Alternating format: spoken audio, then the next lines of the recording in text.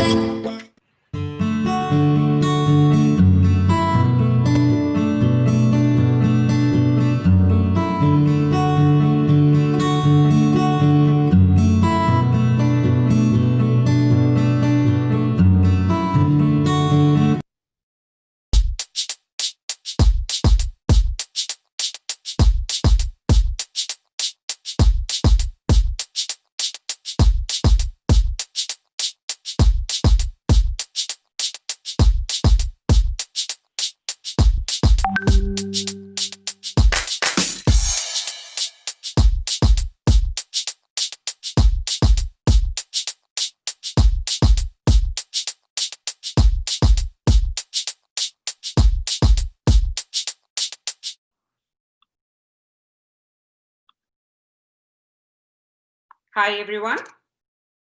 Welcome to our session on different types of programming languages, which we'll be covering in this session.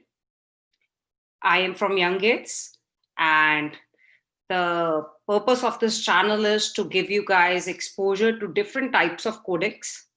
We will be covering some sessions on Python, Java, websites, app making, robotics, artificial intelligence, data science, public speaking, and all will be happening with a couple of series, and we'll be letting you know beforehand which topics we are covering for the upcoming session. Today's topic that we are starting with is with Python programming. So what is Python programming? It's a coding language which has a lot of advantages, and it's very popular nowadays. And this language is so easy and comfortable to learn and to begin with that we even have fifth graders beginning to work in this language. And there are even fourth graders who are doing it, who has had a good exposure to this language earlier, to coding. But its a language is very much closer to your English language. Some of the points that I had written down before we started this class is that it's very powerful and fast. It is very clear and readable syntax. That's what I was trying to say. It's very close to our English language. It is dynamic. You don't have, it's not a very rigid language in which you have to specify or associate data with different data types. You can use data freely in this language. It runs immediately. It has less coding required. It has a lot of inbuilt libraries for us to use.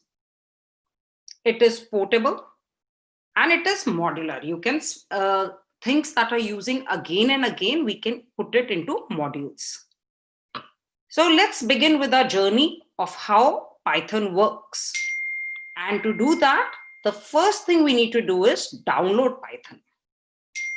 So I'll be maintaining a notepad, which I will be even putting in a Google Drive link that is going to be below this YouTube video, where you can access these notes plus the assignments of the topics that we cover in each class. So let's start with that. I'm going to increase the font size. We are starting with Python coding.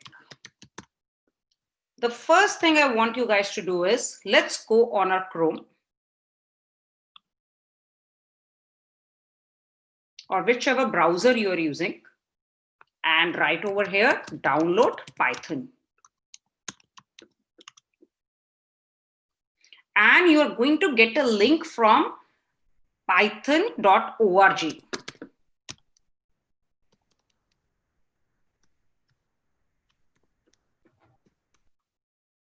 When you click on it, it will give you an option to download based on the operating system you are on. So click on download Python 3.8.3. And I would suggest, please don't change the paths. Let it install. Yeah, I not think Gaurika. I think sometimes loading takes time, so you can wait for some time and then actually like explain. So the loading of this one, yeah, you can go ahead now. Yeah, thanks. Okay. So let's download this, and I would suggest not to change the path so that later on, if you need help, you can easily figure out what is going wrong. So once it's downloaded, click it. It should be in your downloads folder and complete the installation. I'll wait for a minute, or I'll give you 2 minutes to complete the process, and then we will open the shell to start with the coding process. In fact, till this download is taking place, let's talk about how coding works. So guys, tell me, do you think computer understands Python? Anyone knows over here what's the language of the computer? Which language does computer understand? It doesn't understand Python. The only language it understands is binary. And guys, please keep installing your Python parallelly till we are talking about these concepts. So how does Python help us? So we have a software that you guys are just now downloading, and we have named it Python, which has preformed syntax defined. Just like you speak English, French, Chinese, Japanese, whichever language you talk about, there is a syntax associated with it. Firstly, you need to understand the syntax and apply it correctly to develop a logic. This logic, if you have written correctly, we call it code. And if it is written correctly, it gets compiled. Then we run it. And it is converted to a binary format. If you are not following the syntax, it will throw you an error. It will not compile. Then this is executed. And again, the result is the binary result that we get. And this is again converted back to our language that we have chosen.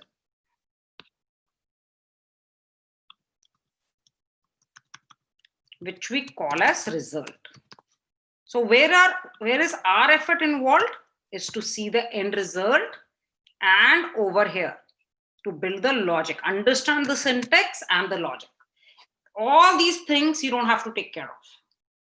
And this syntax and language and logic you're building in your language. You don't have to do it in binary language.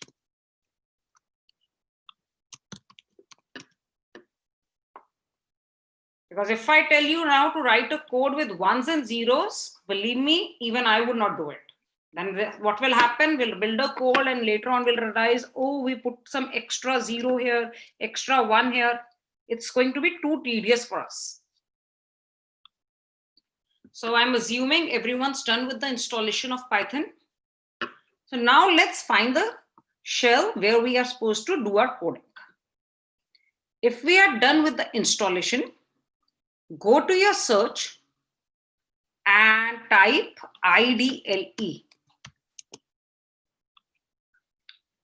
I am on a MacBook, so I'll click this Mac, and when I search, I see this icon come up. It's going to be on all the systems. I'm going to click on this.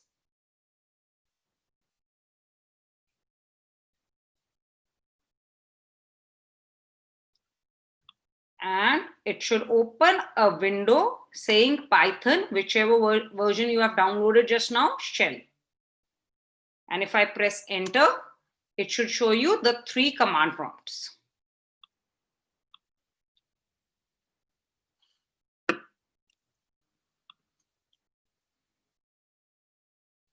And it would be comfortable if you divide your screen into 2 parts with the class going on the left and your shell and your shell on the right, so that you can do it parallelly. First thing is, let's check if you installed it correctly by writing a print command. Python is a case sensitive language.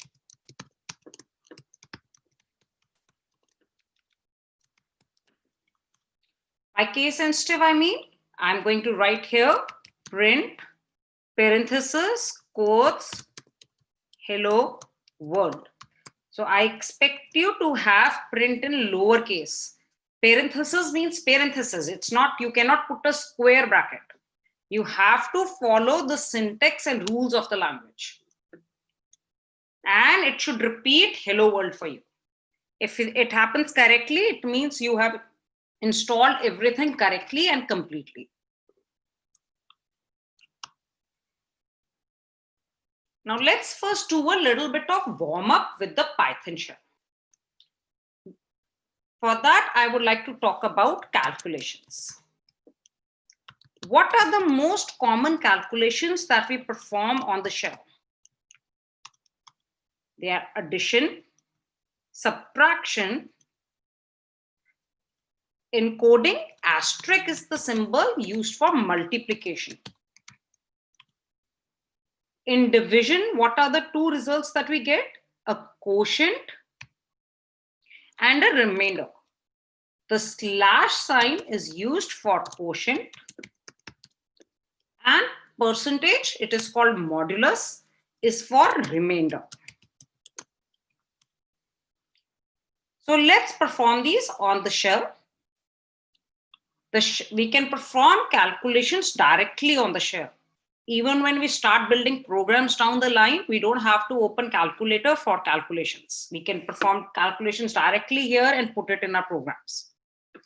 So if I say here, 6 plus 3 gives me 9.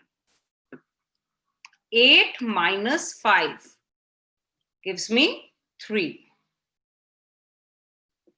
Multiplication, 5 multiplied by 2 gives me 10. I am randomly choosing any number that's coming to my mind. 50/5 gives me the quotient 10. Whereas if I do 50 modulus 5, gives me remainder 0. Then comes the order of operations.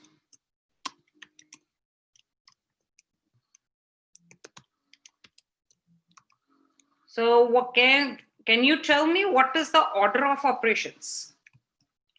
I assume you guys have done it in school. We follow PEMDAS. The math rules would stay same in coding. It won't change. Parenthesis is given the highest priority, followed by exponents, followed by multiplication, division,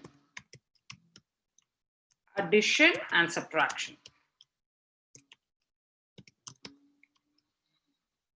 Let's apply this here and see how it works.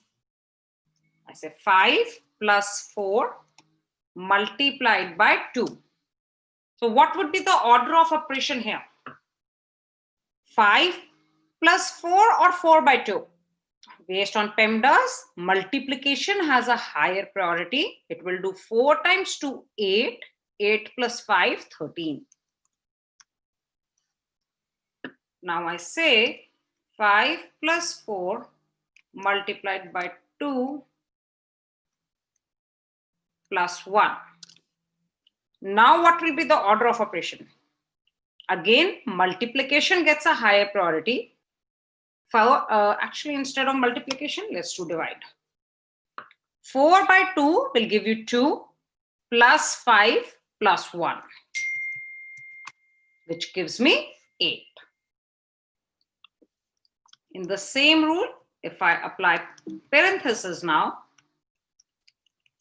5 plus 4, since parentheses has the highest priority, it should be 9 and then 3. 9 by 3, the quotient should be 3.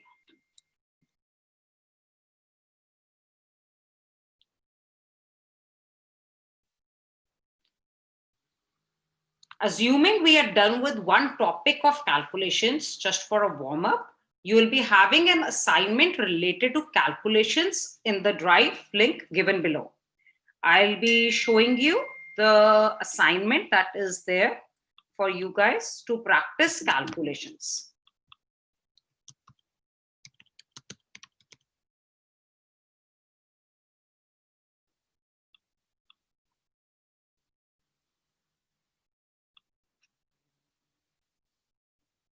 So here's a practice assignment which you need to download from the link mentioned in this video, below this video, and practice it.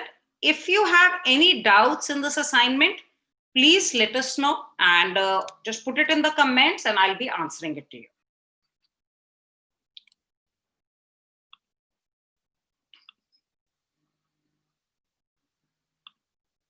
Oh, I think I didn't show the video. Here is the video. Here is the assignment that is attached in the Google Drive link that is mentioned below the video.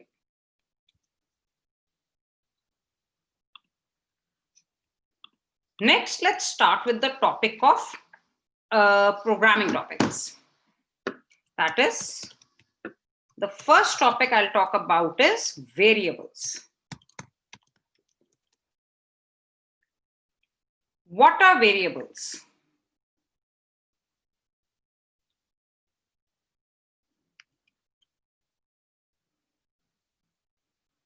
Variables is a place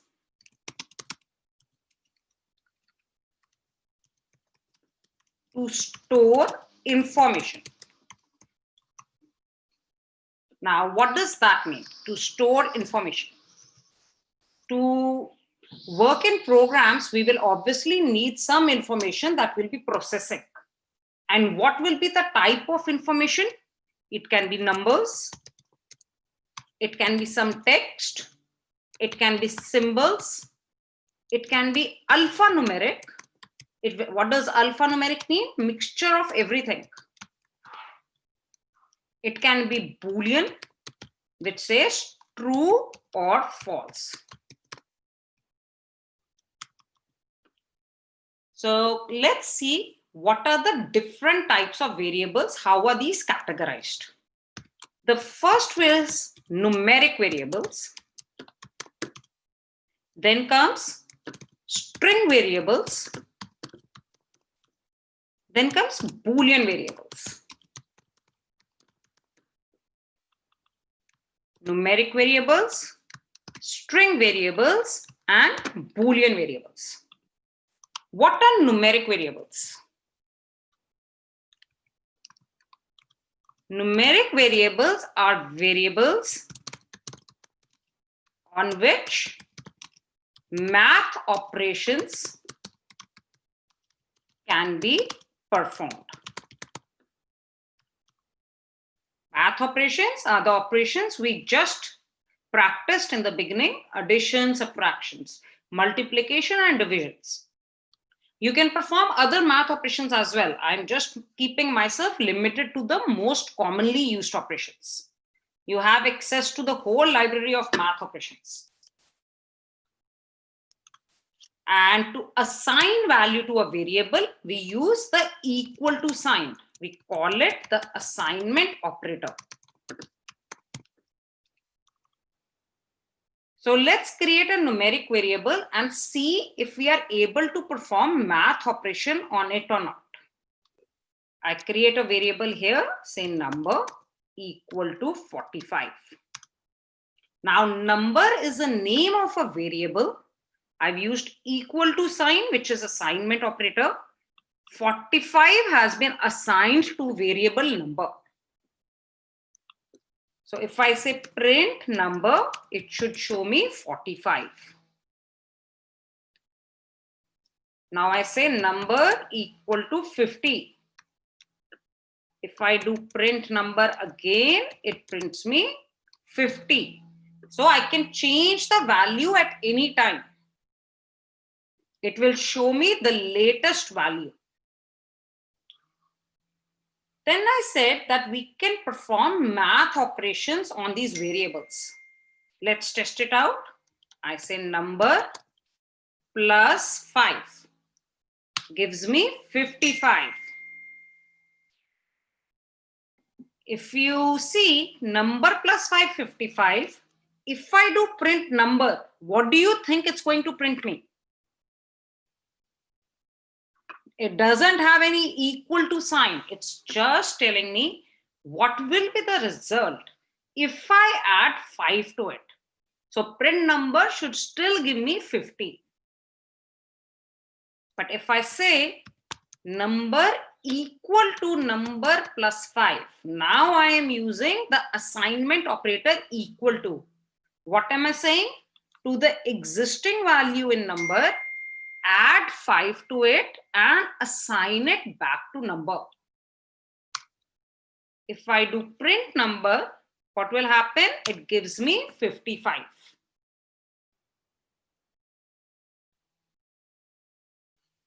So key thing to remember is that we use equal to assign a value to a variable.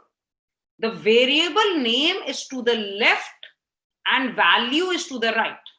So it picks up the value from the right and assigns it to the variable. If this is clear, I would like you guys to try a few questions right now. Every time I will talk about a topic, I'm going to give you a few questions to practice, and after the class, I expect you to do an assignment on those topics. Always remember, coding is all about hands-on. If you just look at the video, you will not get it. The more you practice, the better you will get at it. So here are a few variables that I'm showing. You guys have to create the variable marks, assign any value to it, add 5.2 to it and see what the result is. Print the value stored in variable marks. Update marks by subtracting 15.7 and print it again. Then create variable age, assign any value to it, multiply it by 2 and perform all these actions one by one. Then create variable year, assign any value to it and perform these actions one by one. Then create variable number, assign any value to it and perform these actions. I'll do this right now with you parallelly, and then I give you 2 minutes to complete rest of the questions. Let's do this. I say marks equal to, I said randomly you can pick any number you want to assign. Say equal to 85. Then I'm saying add 5.2. I'm not asking you to update it. So I said marks plus 5.2. Print marks. I'm asking print what is in variable marks. Then I'm saying update marks by subtracting 15.7. So I have to update. So I have to use the equal to sign again. Marks equal to marks minus 15.7. Print marks, parenthesis, marks. And it prints the value in variable marks, which is updated to 69.3. If you guys have doubts, I would request you to review it again. And if you're clear with it, please do these 3 questions. I'll wait for 2 more minutes to finish this.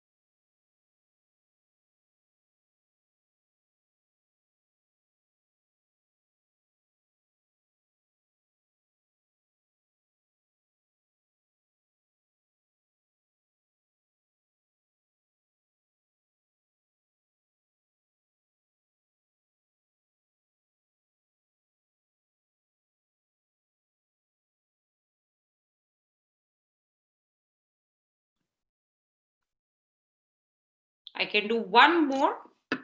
I'm assuming you guys are done. So, but I'm still like to do one more. Age equal to, say, 12. I'm saying age multiplied by 2. What will be the result if I multiply by 2? Then I'm asking to print the value in variable age. And it says update age by adding 1. I have to update it. So I'll use the equal to sign again. Age equal to age plus 1. And then I print the value in variable age.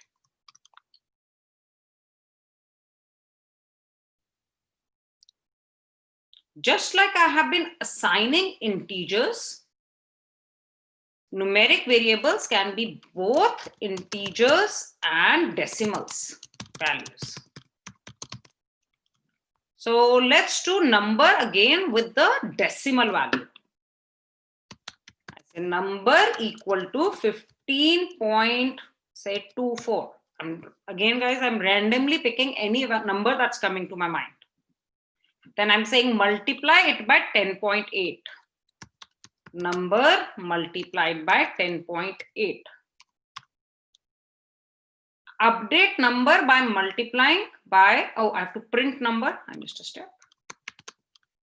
So we can perform math operations on decimal values as well. Then I say number equal to number up by multiplying by 2.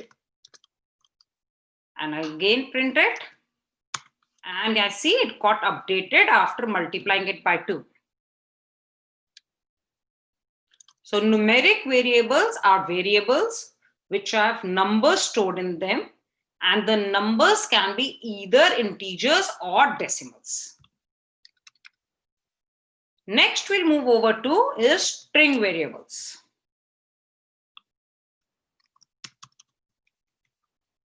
What are string variables?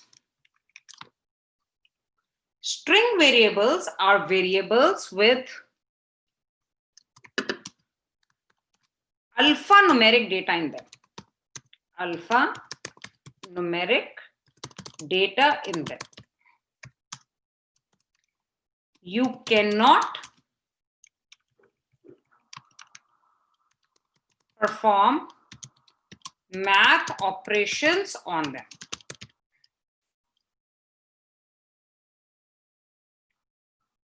So how do we create them?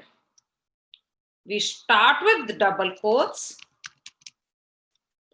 and close with double quotes, or start with single quotes and close with single quotes. So let's create it. I say name equal to youngest. I started with double quotes. I'll close it with double quotes. If I say print parenthesis name, it prints youngest for me.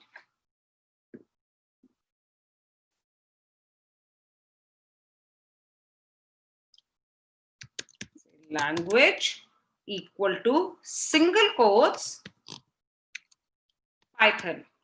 I started with single quotes. I'll close with single quotes. If I say print language, it prints Python for me.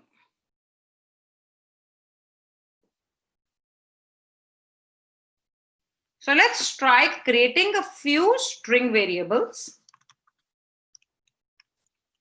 I am giving the variable names and you are supposed to assign values to them. I say hobby, city, subject, state, food, sport,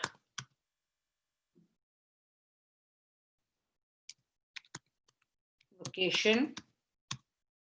So these are the variable names. You need to assign values to them and print them, just like I did. I assigned value and I printed them. Once you're done with that, we'll move ahead. It's 8:40. I'll wait for another 2 minutes for you to complete that.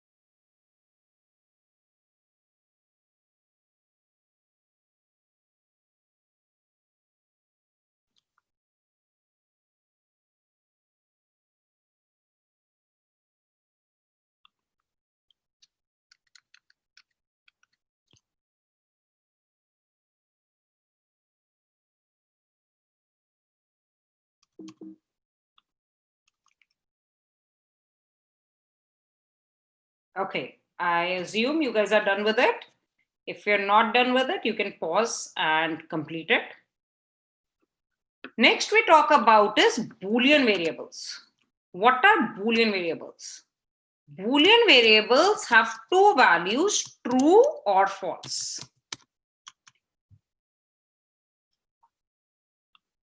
How do we get Boolean results? We get Boolean results whenever there is a comparison. And how do we do comparison? Using relational operators. What are the relational operators we have? Greater than, less than, greater than or equal to, less than or equal to, and not equal to. So see this carefully. Double equal to is for checking if it is equal to. Single equal to is for assignment. Exclamation equal is not equal to. And this symbol means greater than or equal to, not and. Greater than or equal to. Any one of the two. This means less than or equal to. So let's see if these operators give us true or false when we do it practically. I check over here, 4 greater than 7. So my question to you would be, if I ask you to answer it in true and false, 4 greater than 7, what will you say? 4 is false. And see, it gives you false. Whenever these operators are involved, you'll always get answers as true or false. 8 less than 10 gives me true. 45 greater than equal to 45. Is 45 greater than 45? That's not true. 45, is it equal to 45? That's true. So it should be either greater than or equal to. Since it's equal to, it will give me true. 56 less than or equal to 23. 56, is it less than 23? No, that's false. Is 56 equal to 23? That's also false. Both the scenarios are false. The end result is false. If we talk about equal to, I say 6 equal to 6. Double equal to sign means we are comparing and it is true. Is 67 not equal to 76? Is true. Is 67 equal to 76? Is false. So all the examples we saw right now were with numbers using relational operators. We can even do it with strings. I say hello. Is it equal to hello? Will it be true or false? It will be false, because the first thing I told you, Python is case sensitive. If it is uppercase H here and lowercase h, these are two different symbols. Now, if I say the same statement, but I make this uppercase H, now is it true? Yes. Each and every case is matching. If I go by the order, let me just take the alphabets. A greater than B. A comes before B, so it is false. All the alphabets which come later get a higher priority. B greater than A should be true. Now let's do variable comparison as well. I say num1 equal to 23, num2 equal to 56. If num1 less than num2, it is comparing the value in num1, which is 23, less than this. Is num1 equal to num2? Will give me false, because num1 is 23, num2 is 56. I can have a variable value comparison as well. Is num1 greater than 15? Num1 is 23. Is 23 greater than 15? Yes.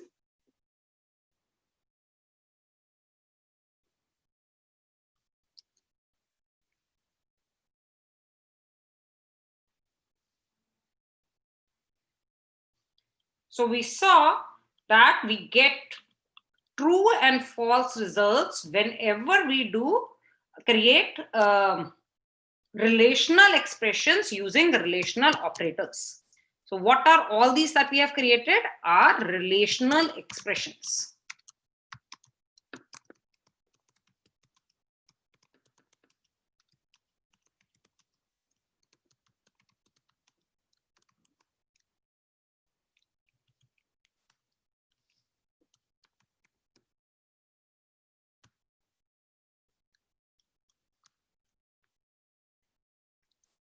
So let's quickly review all the variables that we did just now, and then we will further progress on that.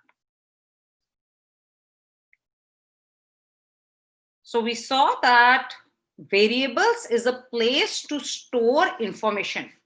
It is a name given to a memory location, so that we can access it easily. And we generally give meaningful name to a memory location. Can you tell me why it should be a meaningful name? Let's see why. Supposing we are creating something like a student program. So we are making a student program. One of the variables that we are using, there is one student who's creating variables X, Y, table, phone, AAA. These are the variables given by one student. Another student creates variable names like these. Student ID,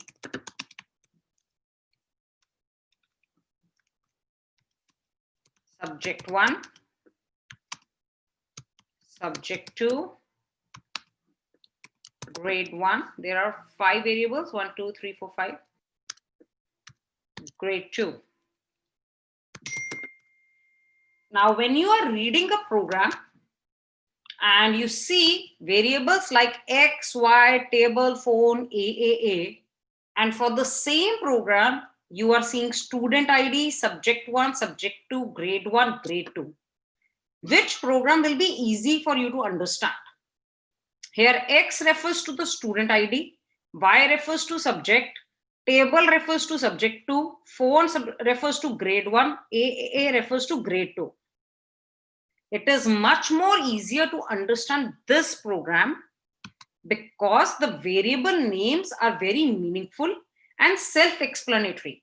We can focus on the logic of the program rather than focusing on understanding what X represents, what Y represents, what table represents, what phone represents, what AA represents. It will make it not just easy for you. Even if you ask somebody to read your program and explain it or work on it, it will be very easy for other people to work on your program. So please use meaningful names, which makes your work much more easier. Even if you are working on something and you later plan to continue it, it will be much easier for you to start if you give meaningful variable names. Then we talked about numeric variables, which can be both integers and decimals, and you can perform math operations on them. Then we talked about string variables and how we create them by starting with double quotes, ending with double quotes, starting with single quote and ending with single quote. We talked about Boolean variables, which is always true and false result. It is a result of the relational operators. Whenever we use relational operators, which are greater than, less than, greater than equal to, less than equal to, and not equal to, it gives us the Boolean result. And using these operators, we create what are known as relational expressions. One last topic I'd like to talk about is variable naming rules.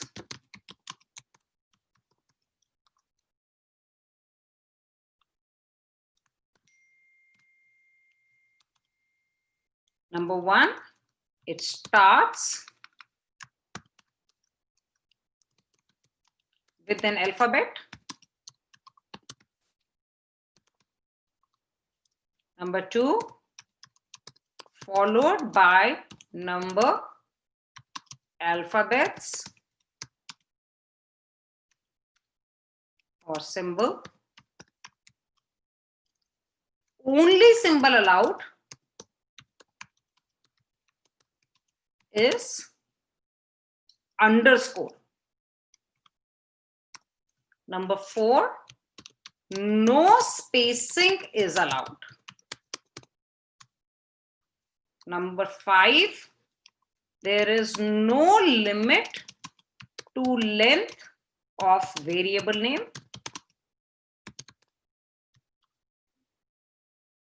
But short, meaningful names are useful because we want you to focus on the logic rather than copy pasting long variable names. So guys, I hope you enjoyed this session. We will be continuing from here in the next class. This notepad, I'm going to save it right now, will be part of the Google Drive that the link that you see under the video. Plus, there are assignments related to these topics in that Google Drive. And if you have any questions, please feel free to reach me. I am available at gorika@younggates.com. And my number is 650-229-4307. And for our summer camps, you can reach at www.younggates.com. I'll give you a short video about the programs, about what we have been doing.